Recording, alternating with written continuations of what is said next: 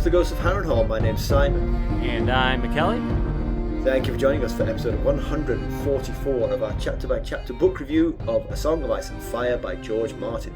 Today we'll be discussing the prologue of A Storm of Swords. Storm of Swords? That feels like a different book. Yeah. Anyway, as always, we're going to chat about the chapter and try not to spoil any future plot points for you. Hopefully, we're going to provide you some entertainment along the way. We'll summarise what happened, discuss our thoughts on it, provide some useful background, compare it to the television show, indulge in a little pedantry, and cover some relevant news and listener correspondence.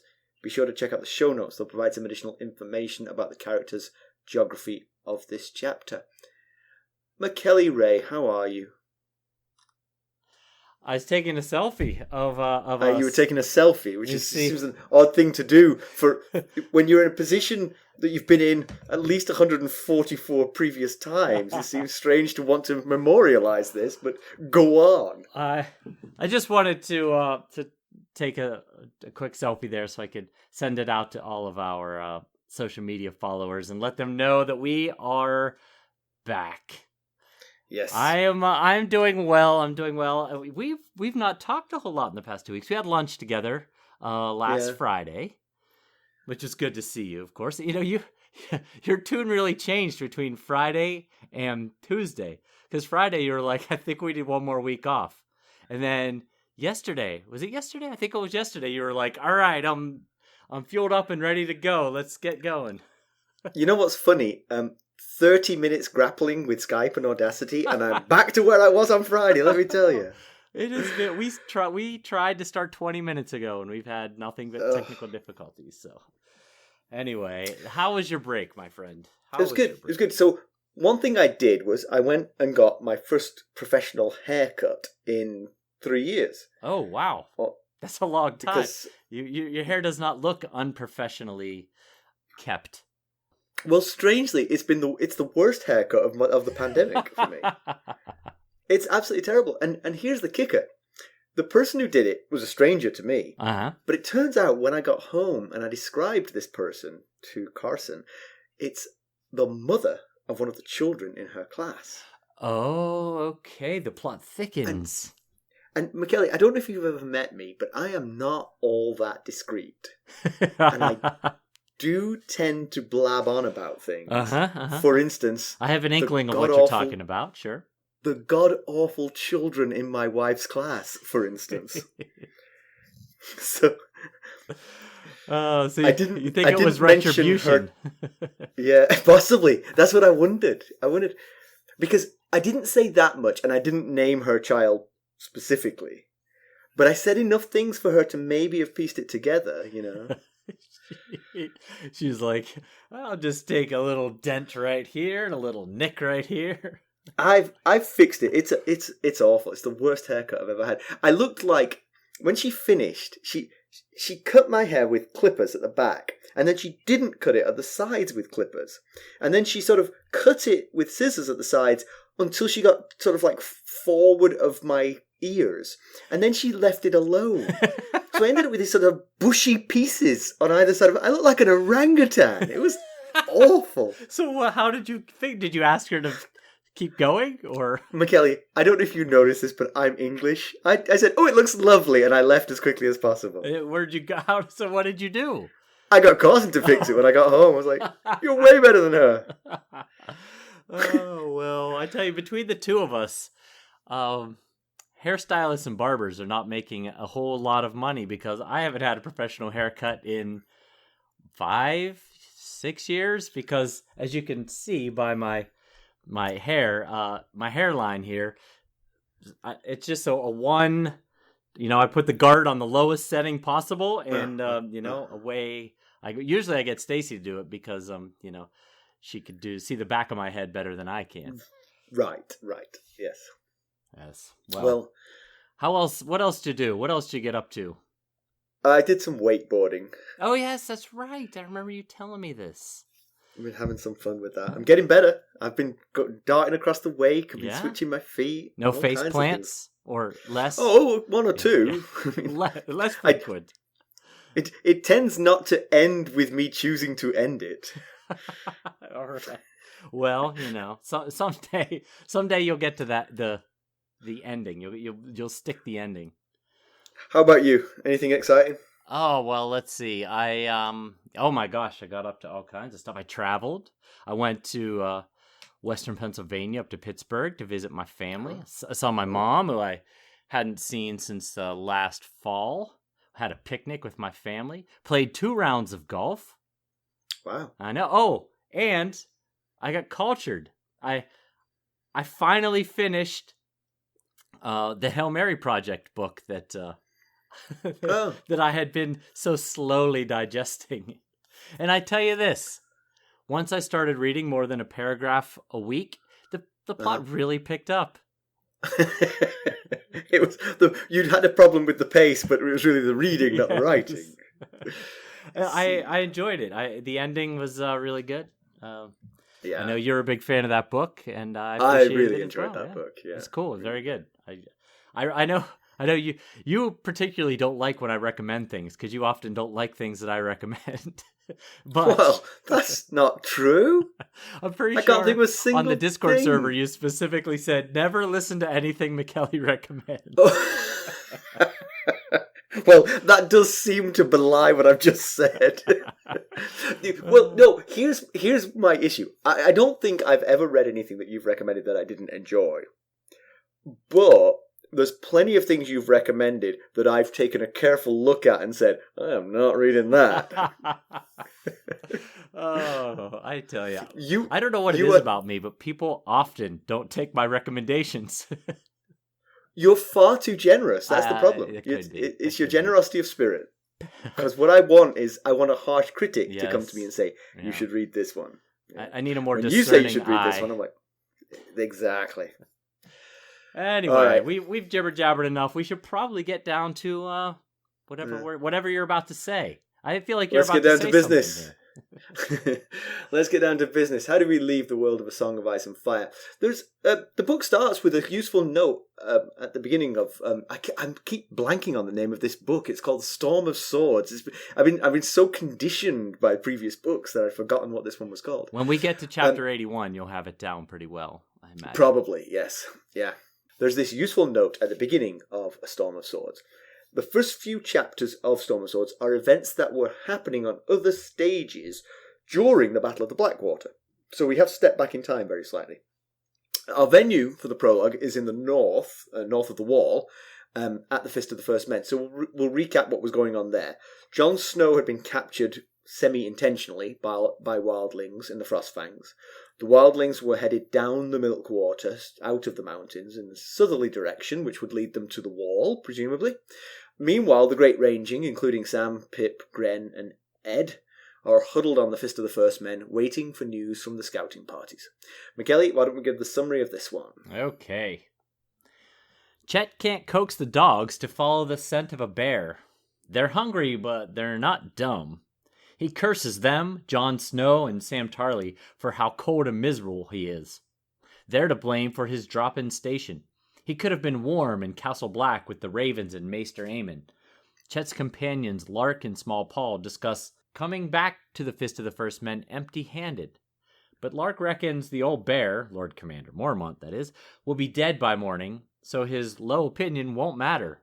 All 3 are part of a plot to kill their leaders. Lark wants to kill all the officers, but Chett has a very specific kill list. Sam is on there just for revenge. Only those who have to die will die. Chett reflects that the Ranging had 3 goals: to find Benjen Stark, to find Waymar Royce, and to learn the whereabouts of the Wildling army. Well, the first 2 are still missing, but the host was in the Frostfangs, so Chett's ready for home. Thorin Smallwood's party has made it back from the Frostfangs, and Mormont has the latest news. The host is 20 to 30,000, with 500 mounted in the vanguard, and is headed their way. Smallwood leads the hawkish opinion. The army has as many women and children as fighting men. Attack them here, north of the wall, where they least expect it. Worryingly for Chett, this madness is becoming policy. Sir Otten Withers is more dovish, but he's become outnumbered.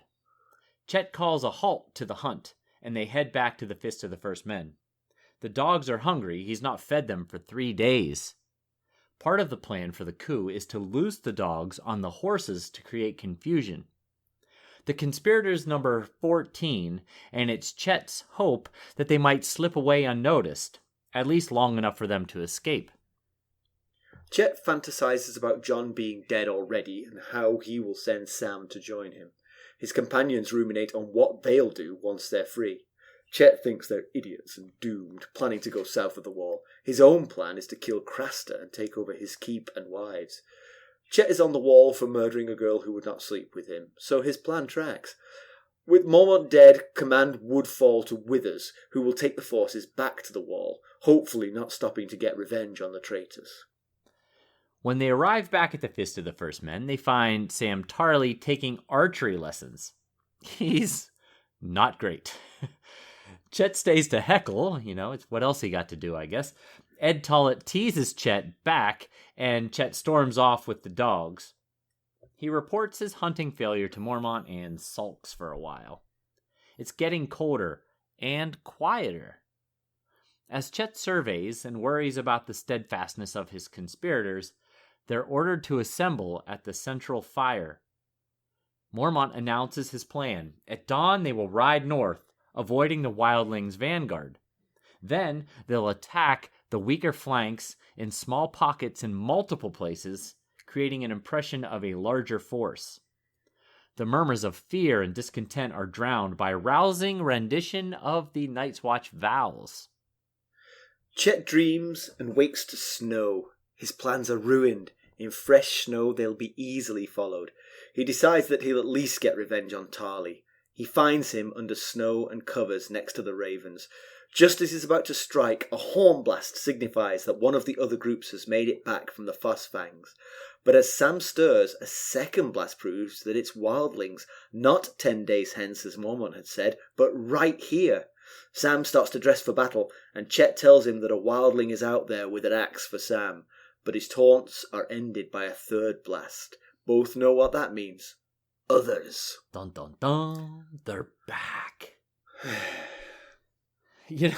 I gotta say, 22 years ago when this book first came out, I'm betting that if there were bets taken on the Storm of Swords prologue POV character, Chett would probably not have been high on the odds board. The one thing that the three have had in common is that they are not major characters. Very true. So you might be, it would have been a clever $10, and the odds would have been good. Yeah, that's true. That's a good point. And, the first two ended up dead at the end of the... Yes, Chett just ended up wetting his britches. Yes. One thing, just the note, I find it a little bit strange. Time's just always hazy in these books. I've already accepted the fact that the chapter sequence might not be perfectly chronological. The events are separated by thousands of miles, so what difference does it make, the timing of a few days or even weeks?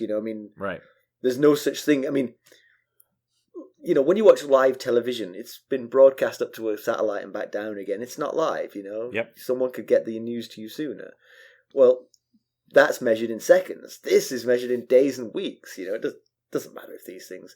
The one thing I'll say is it does give an impression of a carefully controlled and known timeline. And I wonder if that was the point. Just to say, look... Yeah, You might think there's some problem with the time here, but let me tell you, I know. I know what I'm doing. Trust in me. Yeah. And actually, before we get into the prologue, there is another exciting thing at the start of the book, as well as the note from George Martin. There are more maps in Storm of Swords. There's There's a map of North of the Wall and a map of Essos, or at least a part of Essos. And the part of Essos gives you kind of a clue as to where Daenerys' story is heading. Yeah, that's so true. I will keep stum on that, because that counts as a spoiler. Oh, sorry, I say Daenerys, but it could be any character who happens to be in Essos. I don't know. Well, that's a good point. Maybe we're going to get a new character in Essos. Who knows? Right. So, as I was just saying a few minutes ago about the comparing the prologues to each other, we started a Game of Thrones prologue with a visit from the others, from these White Walkers, and there's been no true sighting since. So, and now they return in the prologue of A Storm of Swords. So, The logical question is, does that mean something? Well, to remind us they exist, I guess, is part of it, Yeah. Like you say, they've fallen off the face of the earth since that first prologue, so... Yeah, I was also thinking that this book, A Storm of Swords, was meant to be the last book of his original trilogy that he planned for this story. Oh, really? I didn't know that. So, yeah. So, maybe he was bringing them back because this was the last book. He needed to get them back in. And, then it didn't work out that way, obviously, because there's 2 books after this and we're waiting on 2 more. So... I wonder where the story would have gone if he'd squeezed it into 3 books, because, it feels like we were still sort of like on the tip of the iceberg at this point. Yes. I'd have to imagine, possibly even before he started this book, but at least at some point he thought, oh, goodness, there's no way I'm wrapping this story up within this book here. So, he may have, even before he started it, thought, nah, this won't be the last book. But yeah, it was the original plan was a trilogy. I just wonder if that maybe has something to do with why they were brought in so early, or brought in here again in the prologue. Yeah, certainly Will and Crescent were kind of good guys, and Chett clearly isn't a good guy.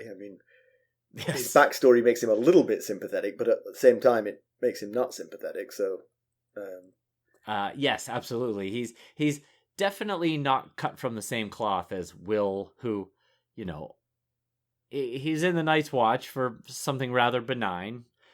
And, we got the sense that he was a pretty decent person.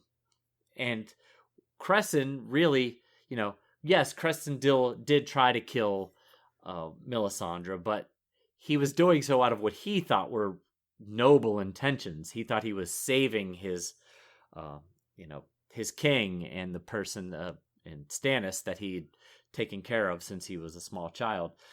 Chett, not so much.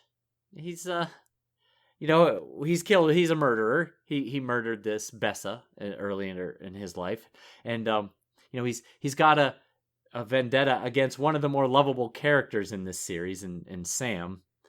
And he's also, as we learn in this chapter, planned treason against another very well-liked and appreciated character in Jeor Mormont. So, yeah, but let me say at this point, I do have some sympathy for Chett on that particular part of the plan.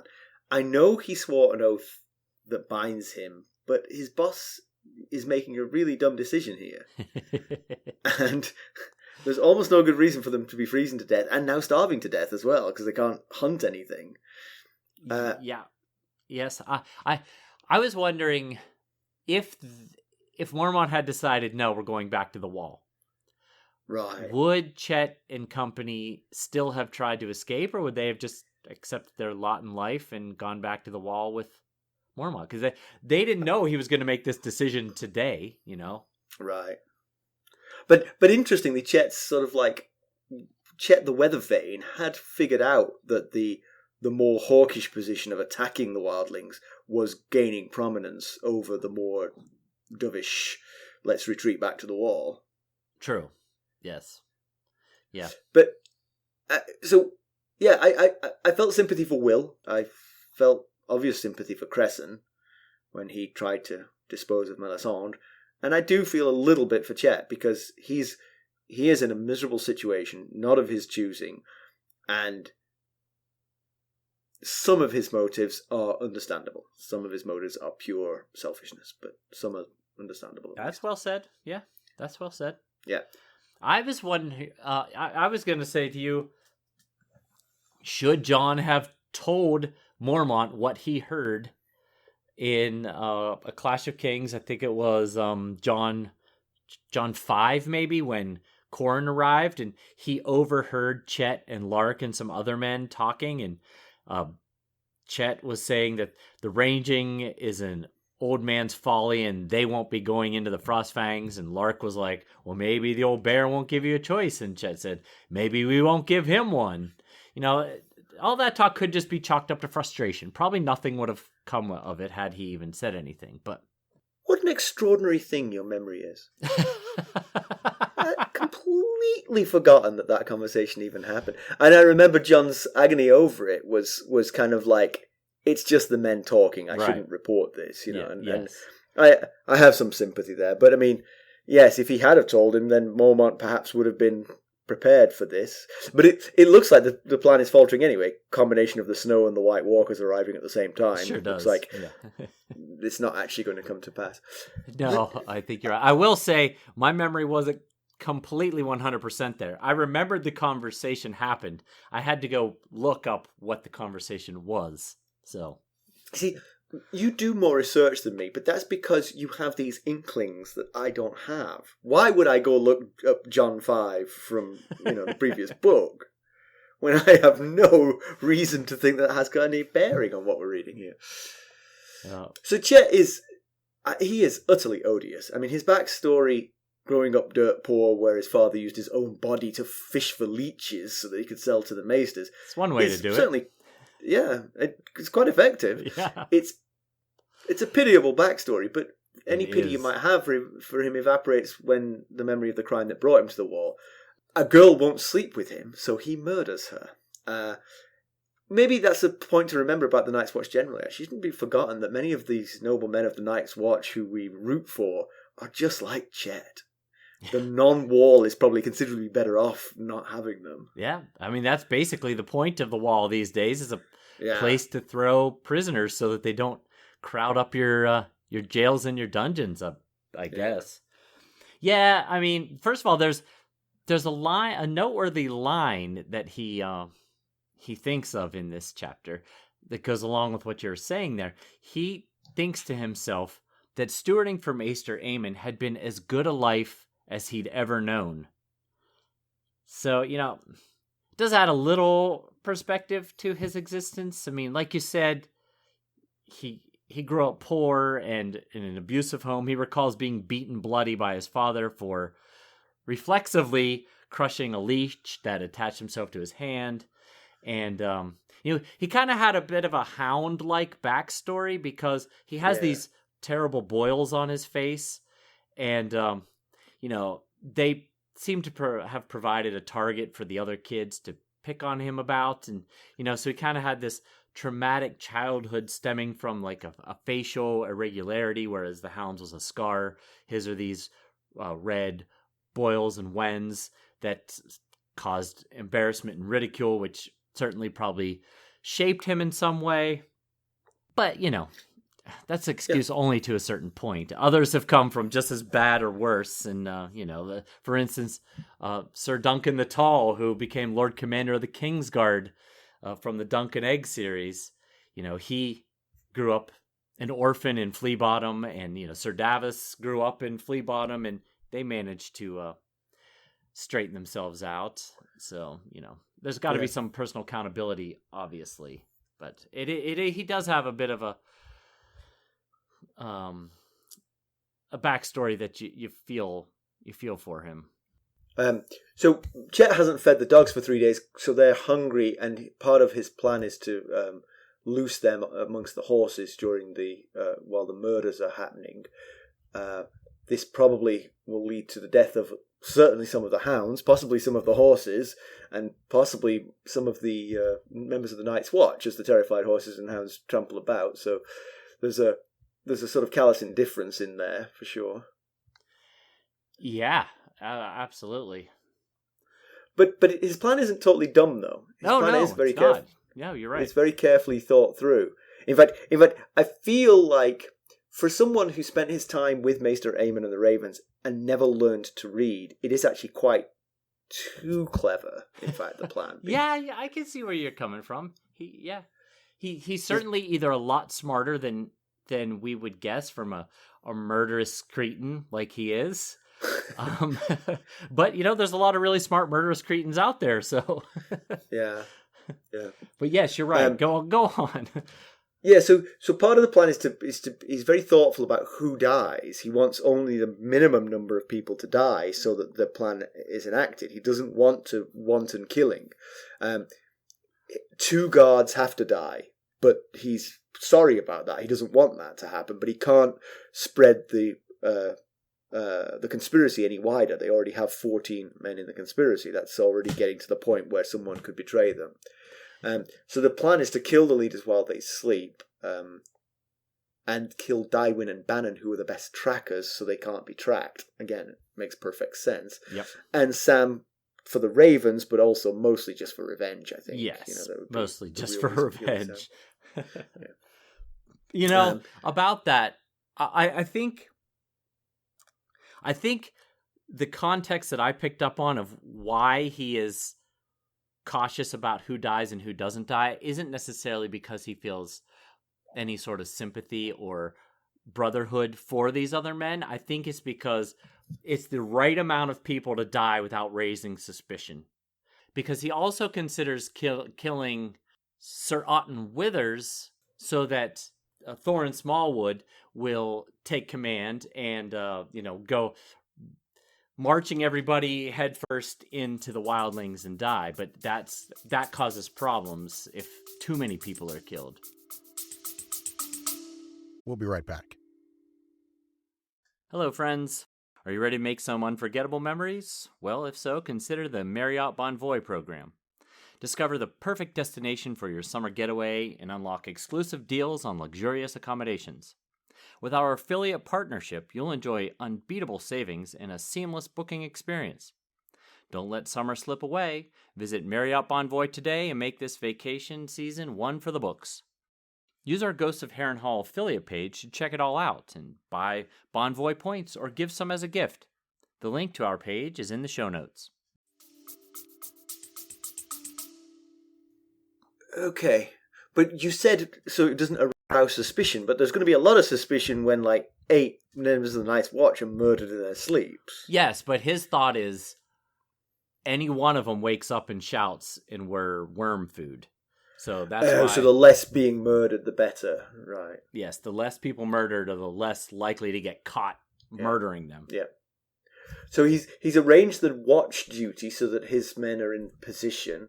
He's been caching food for 2 weeks. They plan to cut the remaining horses free and, as we said, loose the dogs.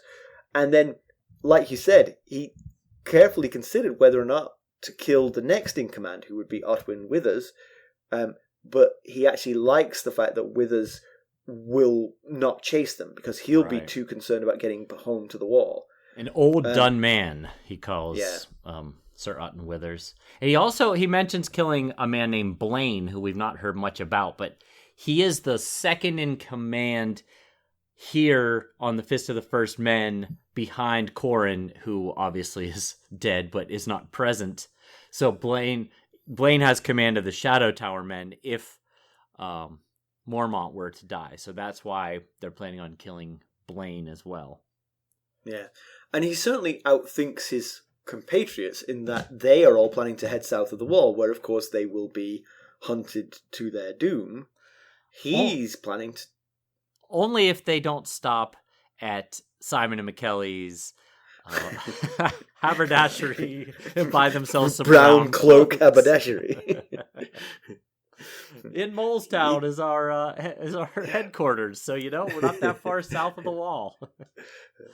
But he liked the look of Craster's Keep, and that could be an interesting... I mean, Craster's Keep is defended by Craster and his daughter wives. Right. If he could get rid of Craster, he could set himself up as Lord of the Manor there and have a nice life. He thinks to himself, he liked the look of Craster's Keep, and I thought to myself, said nobody ever. Well, you didn't know about Chett, did you? I didn't plan on Chett, that's for sure. So he's thinking back on the murder that brought him to the wall, and he sort of self-reflectively, he thinks he didn't want to stab Bessa. He spent the day picking flowers and hoped to woo her.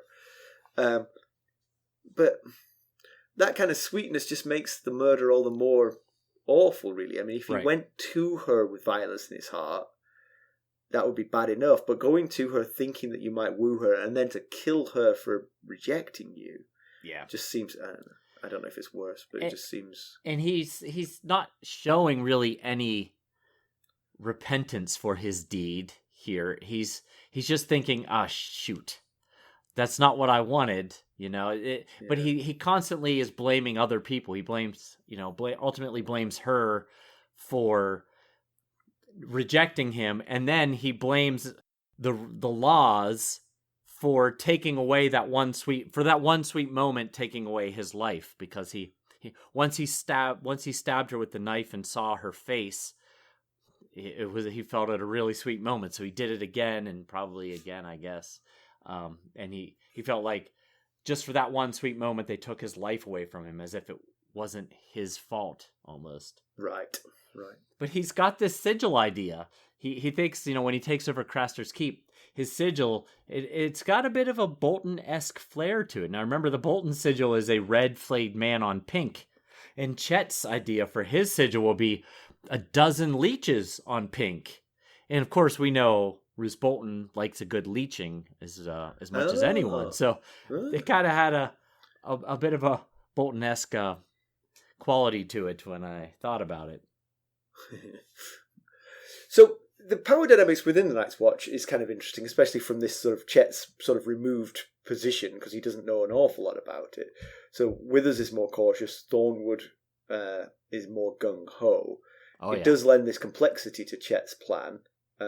Should he try to kill a few more to create a structure which would be more likely to get themselves killed, and therefore increase the chances of his crime never being reported? Right.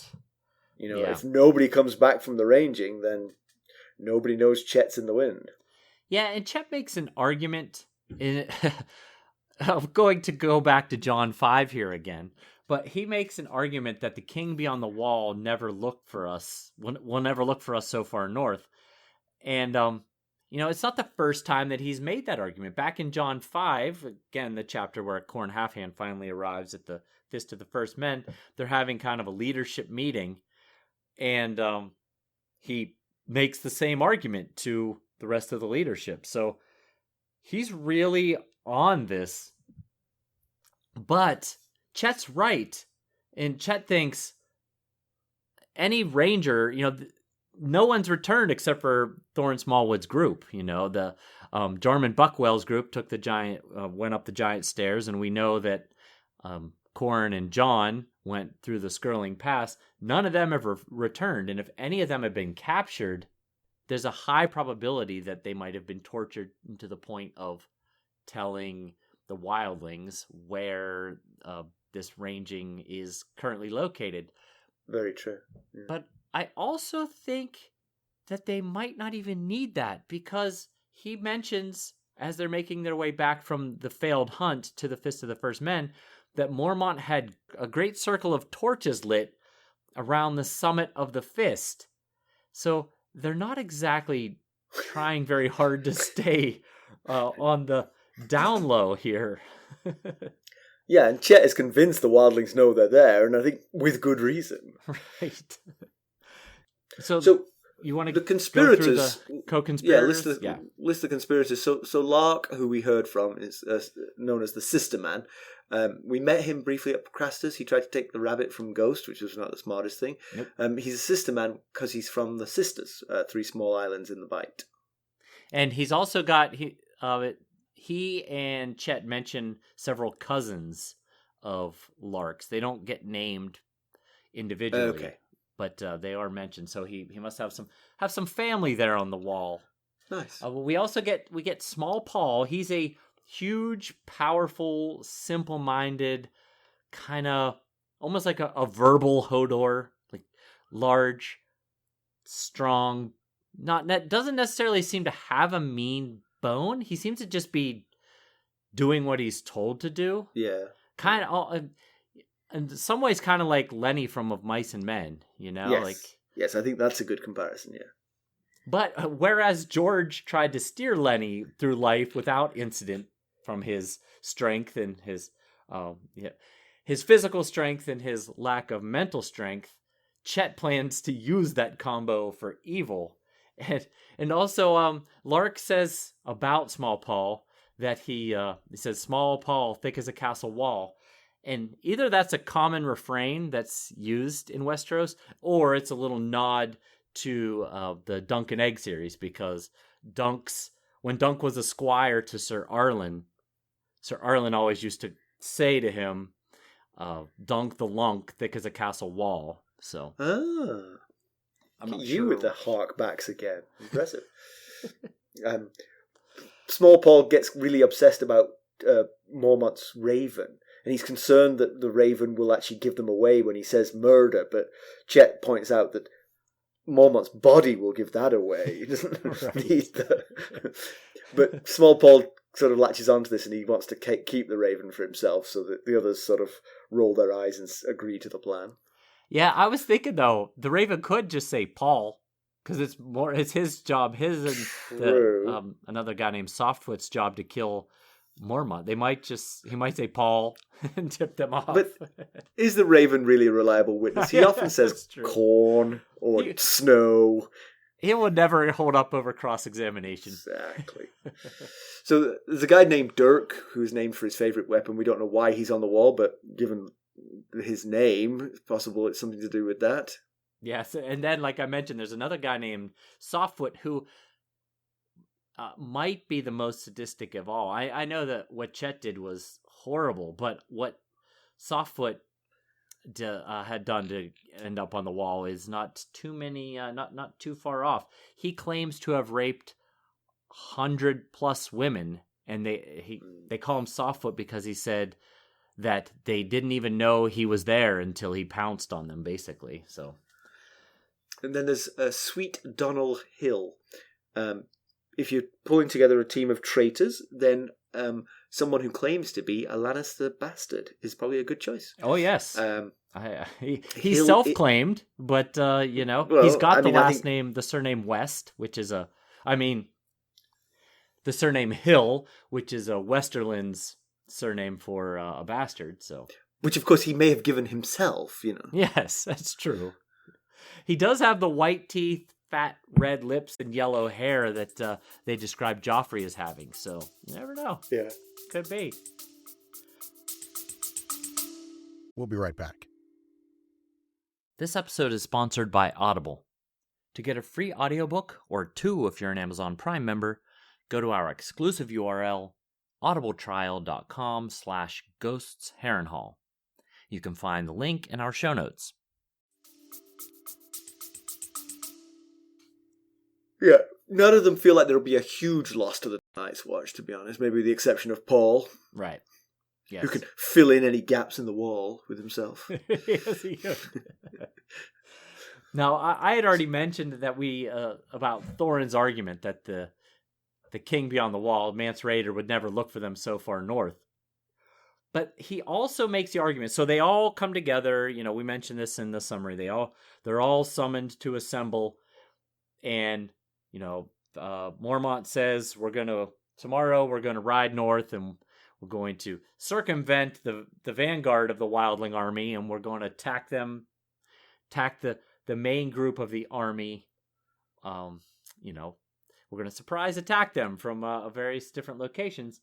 And Thorin says that Mance means to break the wall and bring war to the Seven Kingdoms.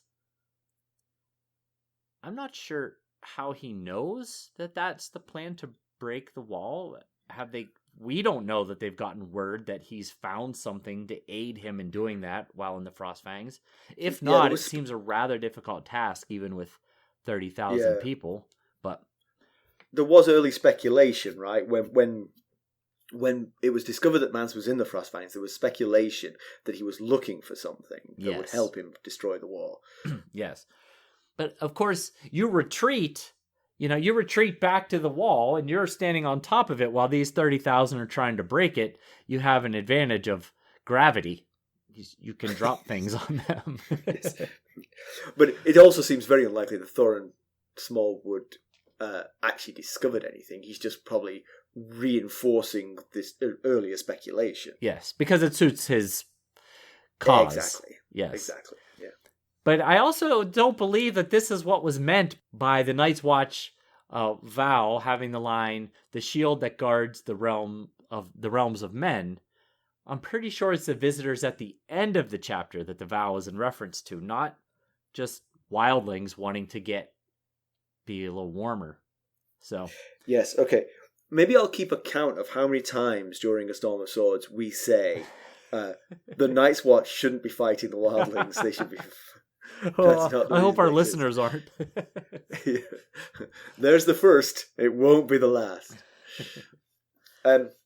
So Mormont's plan to harry the wildlings does make sense if they were marching on some kind of undefended city, say. Sure. Attack their weak flanks, get in and out, sow doubt and confusion, demoralize them. Excellent tactics for a smaller force against a larger one. However, this army is walking towards an impenetrable wall. Fight them there, like you say, with the advantage of 700 feet, you know? Right.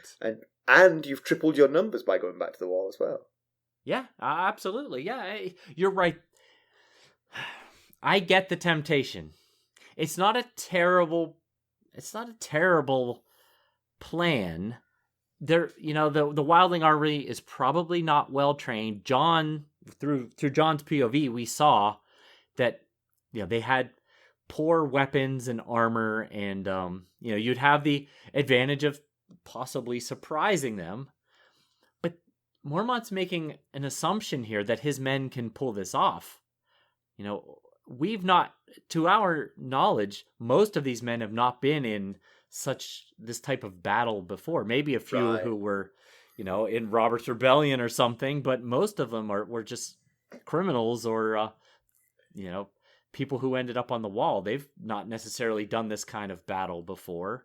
So, yeah, and ultimately it feels like a suicide mission. I mean, not immediately. You might expect a few weeks where you're harrying them, but your numbers are going to get trimmed. Yes. And you've only got 300 to begin with. You're ultimately going to lose that. They're banking on the fact that they can disperse Mance's army back to wherever they come from before they run out of men, I guess. Yeah, and I get it. As Smallwood argues, the best offense is one quick strike. I get that. Right here you might have one chance to end it quickly if it works. But to me, it just feels like kind of fool's gold. Like, resist that temptation and don't underestimate your opponent. You're 300 versus possibly as many as 30,000. That's huge odds right there. But is there a concern that Mance has found something that can destroy the wall? And if so, that would justify this, perhaps. Because if he has, you can't defend the wall anymore against whatever this is. You've got to stop him from getting there. Well, that's true. If they have evidence, maybe they're figuring or even he's coming suspicion. out of the frost Even bank. Suspicion might be enough. True. Yeah. You're right. That's a good point. But of course, again, I feel like we know for a fact, we have a pretty good idea that they have giants. Like, there's things that the ranging group doesn't know because they didn't see through Ghost's eyes like John did to see the giants on the woolly mammoths. Those guys could take out 50 men per giant or something, especially on the back of a woolly mammoth. And also, I feel like they're taking for granted that the women of the wildling force are no threat. Right, good point. First of all, Harma Dogshead is leading the vanguard. Right. And we've seen Ygritte and some of the other women seem rather handy with the weapon when John has come across them. It seems like there's a lot more Aryas than there are Sansas north of the yes, wall. Good point. So, I mean, we all remember that the start words are "winter is coming," and the blasting of these horns is that. I mean, the White Walkers are coming, and with them the cold temperature and the winds. I mean, throughout this chapter, we sort of like, if this chapter came with a thermometer, it would be dropping as you go, because every page there's a mention of how cold it's become, and it's becoming colder still. Yes, in fact, after Chett leaves the group, I think, after the assembly, he thinks it's gotten colder, and I don't even know how that's possible to have gotten colder than it was. So, yeah. So it starts snowing, and Chett wakes up and the snow lands on his face and he realizes, oh no, his plan's been undone by snow. And he thinks, this is not the first time that I've been undone by snow and his pet pig.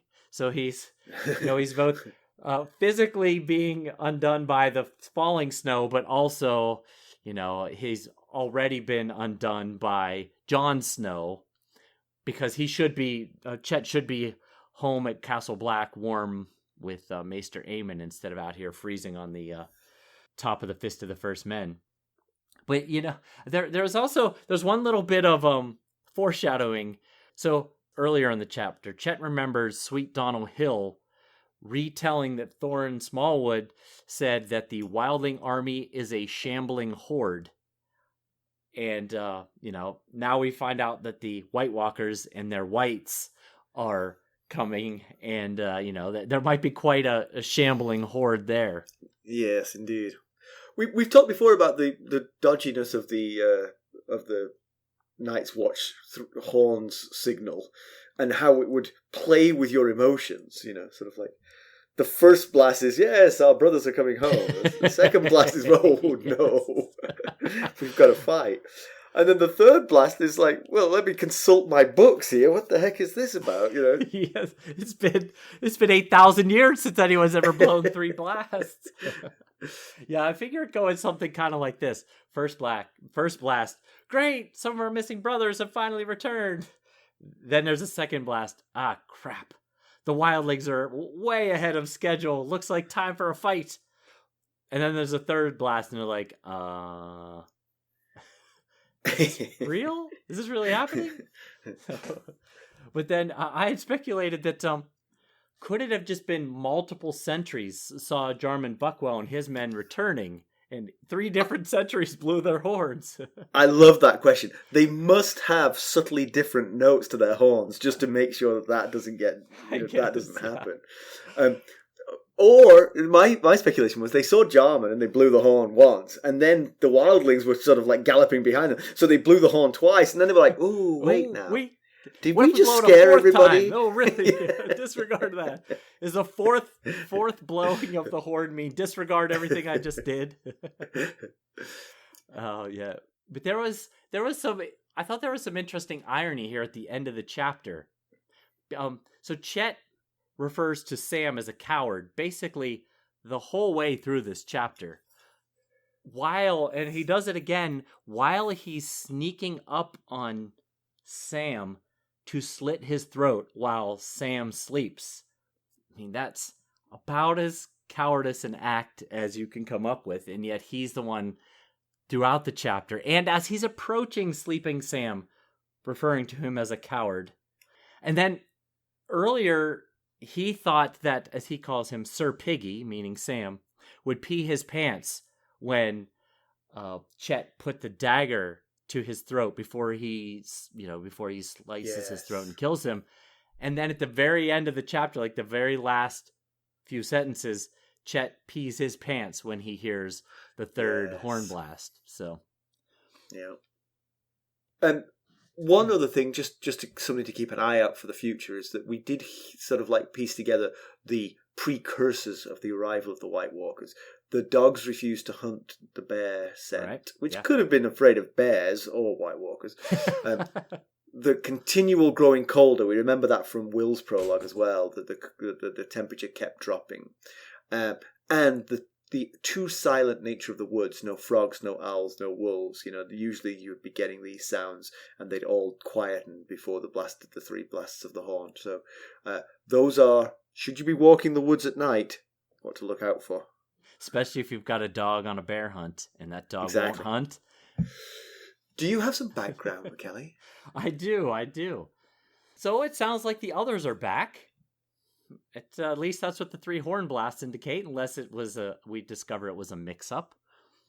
And we know from the Game of Thrones prologue that they're real, and they're as supernatural as many of the legends suggest. However, not all sources on them in Westeros suggest that there is these magical ice beings. In his book, Lies of the Ancients, Archmaester Formas contends that the others were simply a First Men tribe who'd been living in the far north. Formas argues that the long night, which is the winter that lasted years, some say a generation, that saw the others arrive and eventually be beaten back by the combined efforts of the first men and the children of the forest. So he argues that the long night pressured these men, the ancestors of the current wildlings, to migrate south. And over the years, they've become more and more monstrous in their telling of the tales about them. I'm looking at you, old Dan, because the Night's Watch and the Starks wanted to seem heroic. However, I will add that this book, Lies of the Ancients, is little regarded these days because it contains erroneous claims about Valeria, the Reach, and the Westerlands, and all kinds of things that have been disproven. It is. It's always interesting. I think that in a sort of world-building exercise like A Song of Ice and Fire, I think it is always very interesting to have conflicting historical narratives, Yes. It gives a real richness to it. Martin does that a lot. He did that a lot in A World of Ice and Fire with Archmaester Gildane and the Fool Mushroom. A lot, a lot of those stories come from, they're told in two very different ways, information. Yeah. So comparison with the television show, all of Chett is dropped entirely here. Grenn, Edd, and Sam are collecting dung to burn when they hear the three. Much better cinema there. And Edd, of course, is very funny about it, Like something about, you got to question your choices in life when you're digging up frozen dung to burn. When they hear the three blasts, Edd and Grenn outrun Sam, not entirely surprisingly, and Sam stumbles and gets left alone. He opts for hiding behind a big rock, and he gets eyeballed by a White Walker on horseback.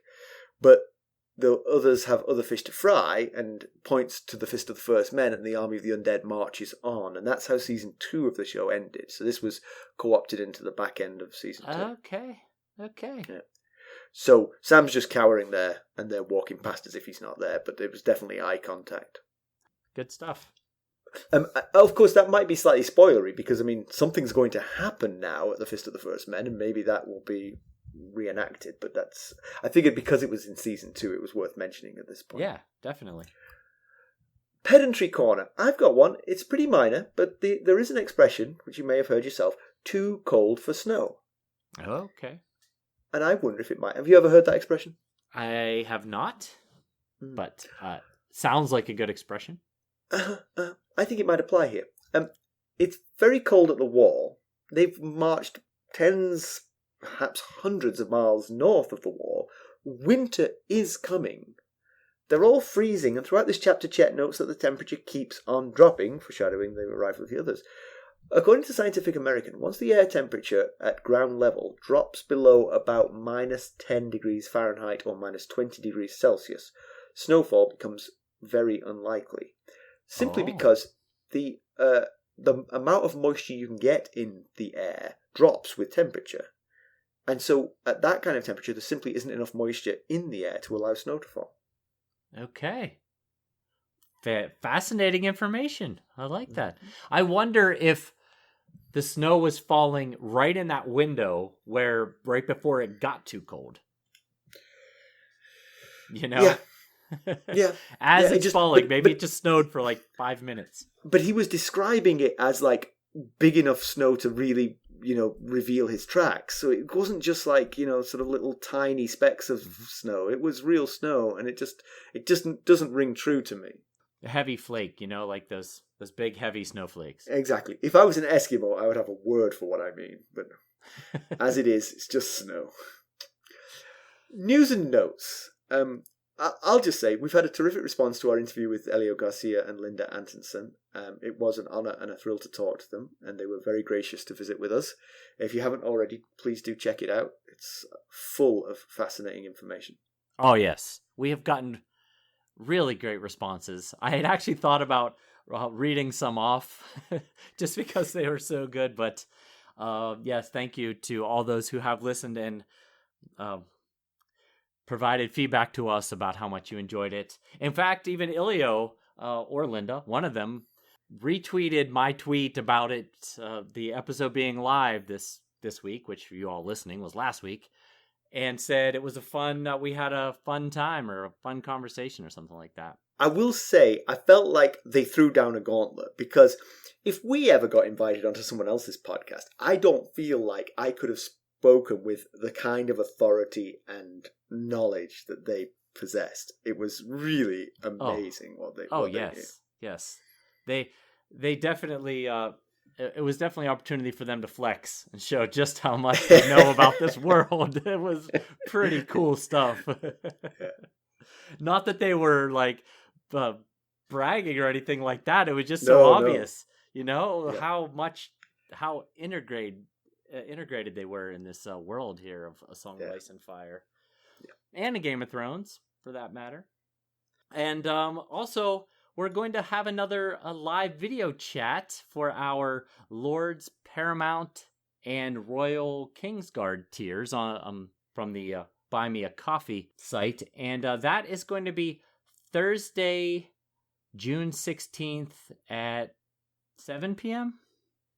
We didn't really narrow down. We didn't nail down a time, but I think last time we did it at 7. So 7 p.m. Eastern time. Yes, 7 p.m. Eastern United States time. Yeah. So Lords Paramount and Royal Kingsguard. Right, and I think we've sort of like made a sort of commitment. The two of us have made a commitment for the next one to be at a time when perhaps it'll be better for Europe to come. Yes, we wanted to do that this time, but our schedules just did not allow it. Yeah, but next time we will. Yes.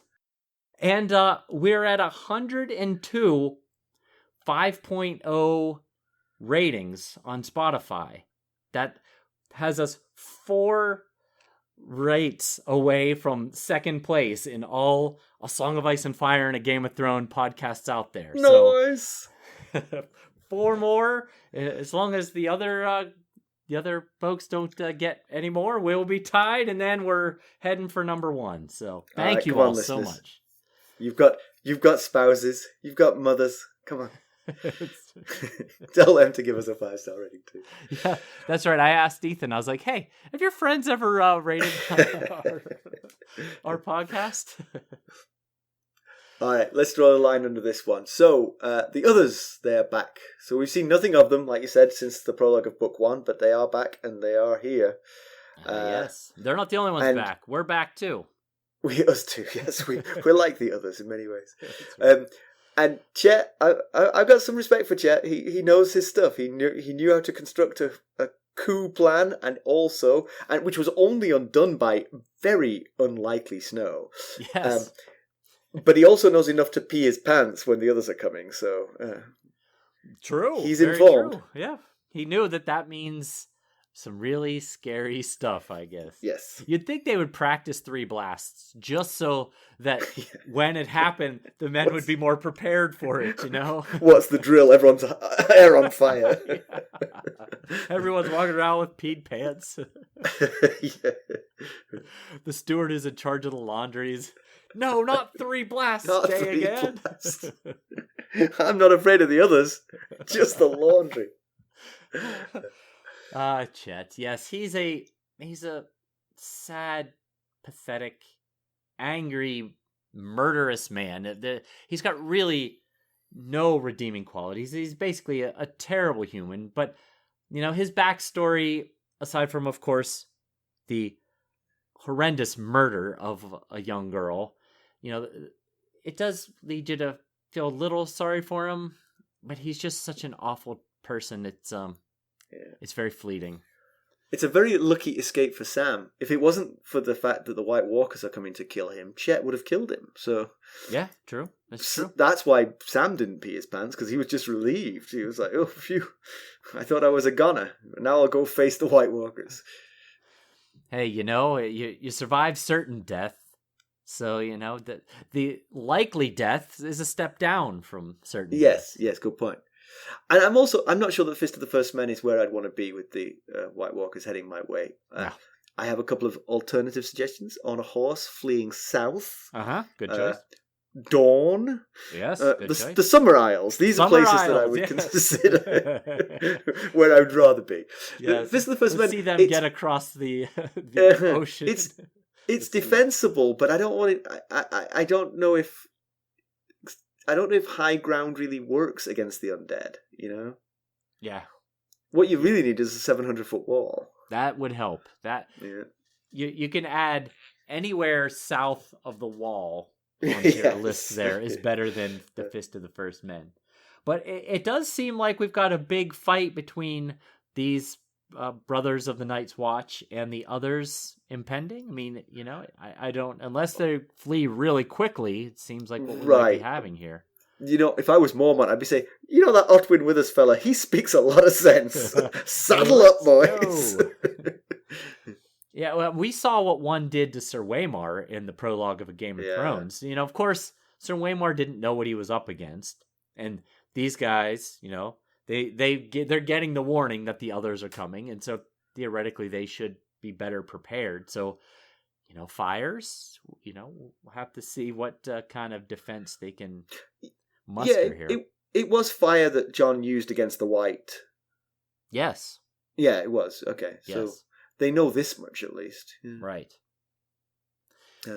Well, we'll have to see how all that pans out. So there's 3 ways that you could help us with our podcast. You could leave us a review, particularly on Spotify. That would help to spread the word. You can buy some merchandise from us at ghostsofharrenhal.threadless.com. And you could buy us an Arbor Gold at buymeacoffee.com/ghostsharrenhal. Or become a sustainer there, and then you'll get to come on the live chat with us.